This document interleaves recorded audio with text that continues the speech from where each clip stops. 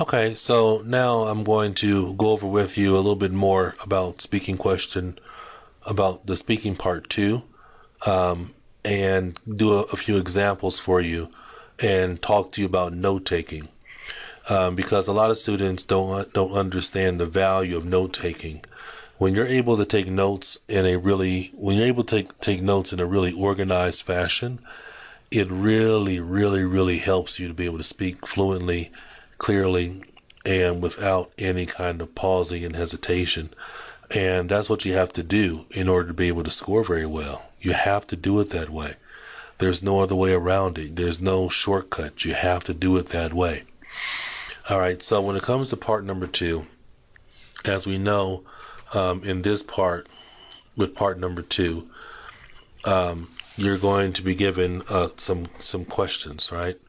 Like a topic card or a cue card, like to call it sometimes. And on that cue card, you're going to have several questions that you have to answer. It's like one main question and then about 3 or 4 subparts to that main question you have to answer. You always are going to have like 1 minute to prepare your answer, and then you have to speak for up to 2 minutes. Now, some people ask me, well, do I have to speak for the full 2 minutes? Yeah, you should try to. You should try to end up between 1:45 and 2 minutes. That's what you should be trying to do. If there's something in the question you don't understand, you can't ask the grader, what does this word mean? You cannot do that in part number two. All right, you can't do that, and more importantly, if you have to do that, your grade's gonna go way down because you're showing that you don't have vocabulary, that you can't understand a basic question. Okay, so you can't ask questions. So that's why it's important for you to really spend a lot of time practicing reading through all the part two questions, so that all the vocabulary and all the vocabulary is very relevant to you and also understandable to you, so that way you don't have any issues on the real exam. You want to make sure that when you're doing part two, you speak in complete sentences, right? Don't speak in half sentences or fragmented sentences. Speak in complete sentences. Take notes. Speak from your notes. Use a variety of sentences, okay? All right, so let's take a couple of examples. When I take notes, when I'm looking at a question, I take notes. Like this is an example of a part two question here. Describe your first mobile phone. Please say how old you were when you got it. When and why did you buy it? How did you feel when you first got it? Okay. So when we're looking at this question, for part number two, what we have to do is we have to be able to answer these questions. And now what I do is I create a box. Like what you see right here. And then in the first part of the box, I'm describing my mobile phone, right? And then in the second part of the box, I'm describing how old I was when I got it. And then the third part of the box, when and why did you buy it? Okay. And in the fourth part of the box, I'm describing how I feel. So this is what you're doing within 1 minute. Okay. You're writing this information down in boxes, and you want to try and get as much as you can. I have 4 boxes because most of the time they're going to be 4 parts. Okay. There are 4 parts. And each box represents one of these questions. First, I have to describe the phone. Then I have to talk about how old I was when I got it. Then I have to talk about when and why did I buy it. And then I have to talk about how did I feel. So 4 parts. And you see that I've addressed all 4 parts. Get as much as you can in those 4 parts. Okay? All right, so what I'm going to do now is I'm going to speak and kind of show you how to really answer the question. I want you to really listen for the quality of the sentences that I use. You're going to see me. You're going to hear me use compound and complex sentences, and that's something that can really help your grade. Okay. All right. So listen carefully, and listen out for my fluency and my coherence and things of that nature. And I will go ahead and begin giving my response right now. Although I have had many phones during my lifetime, I would definitely say that I remember the very first mobile phone that I acquired. It was a Nokia 450, which is a flip phone of a very old design. This phone is very funny when I think about it now, because back then I was only able to text on the Nokia 450, since there was no ability to take photos or have music on this little simple flip phone. I definitely remember that I was a teenager of about 14 years of age, and in my neighborhood I was one of the youngest people to ever get a cell phone.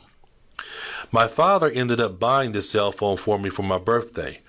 Earlier that year, he had told me that if I get very good grades in school, that he would buy me a cell phone for my birthday.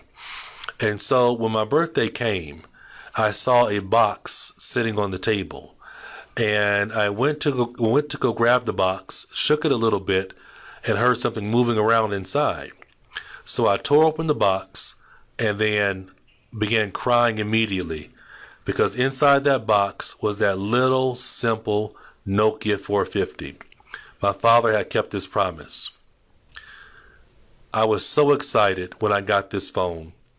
I was running around, jumping everywhere, hugging everybody, and so I decided that I would immediately run outside and show all my friends my brand new Nokia 450 phone. They all congratulated me, and we took our turns calling our homes and speaking to our parents. So I definitely remember my first mobile phone, the Nokia 450.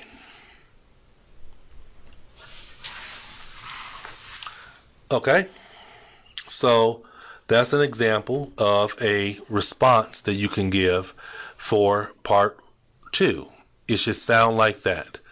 And it was very easy for me to do because I had my material prepared in my boxes. And I talked about the information in box 1, then I moved on, then I talked about the information in box 2, shifted, talked about the information in box 3, shifted, talked about the information in box 4, wrapped it up. Okay, when you heard me speaking, if you go back and play it again, you will hear I started out with a complex sentence with although. You heard me use which, and you can create some adjective clauses and compound sentences, right? That's what's going to help you to be able to get a really, really good score for part number 2. Doing it this way, doing it in this design. Okay? You want me to do another one? Huh? You want me to do one more? All right. Here is another example. Here's another example of a part 2 question.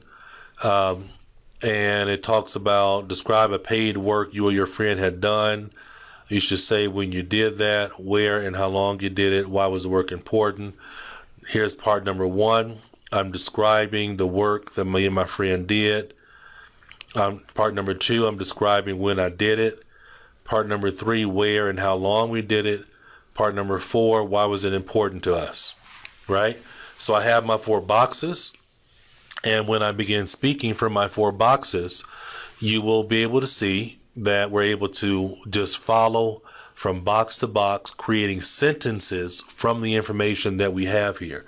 That's what you have to be able to do very well. You have to be able to create sentences from the information that you're given.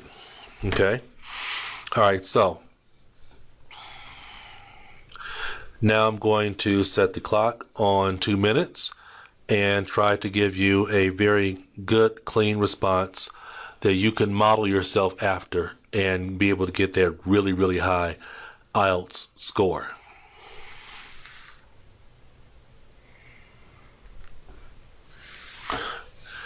I definitely recall my friend Kevin and I really doing a great job when we were young for some neighbors in our neighborhood.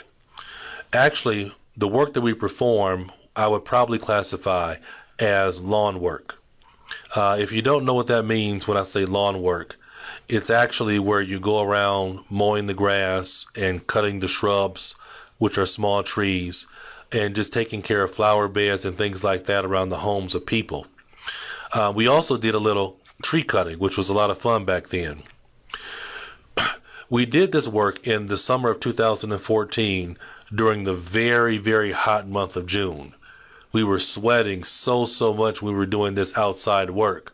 But we did it almost every day that summer because we were so proud and happy to have jobs that we got money for. We primarily performed our services in the neighborhood where we lived, on the west side of Detroit. We would go around to several houses in the neighborhood and leave our information with a note or a letter, or knock on the door and ask people if they wanted our help in regards to taking care of their lawn services. We did this for about 2 months. It was during the summer, and we had 2 months off before we had to start back in school. And so we decided to use those 2 months to do this work. I'll never forget how significant it was for us to have those jobs because we earned our own money. And when it came time to return to school, we had saved up so much money that we were able to buy our clothes, buy our school supplies, and everybody just was surprised by how well we looked at the start of the school year because of those jobs. So that's the job that my friend and I had done. Thank you.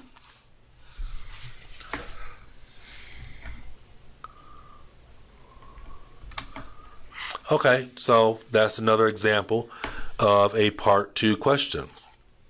Okay, and that's how you want to be able to respond. Get through it all. Get through everything. Okay, so thank you so much for participating, and now we're going to move on. Talk to you soon.